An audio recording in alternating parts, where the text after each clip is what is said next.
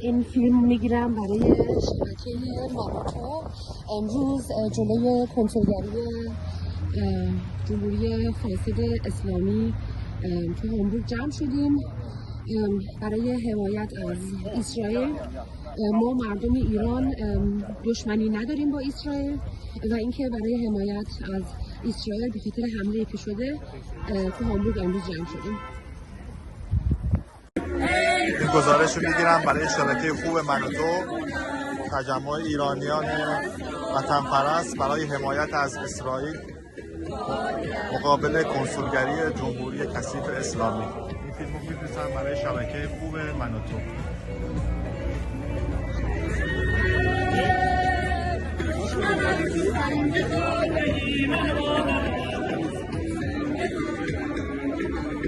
آزادی، زن، زندگی، آزادی.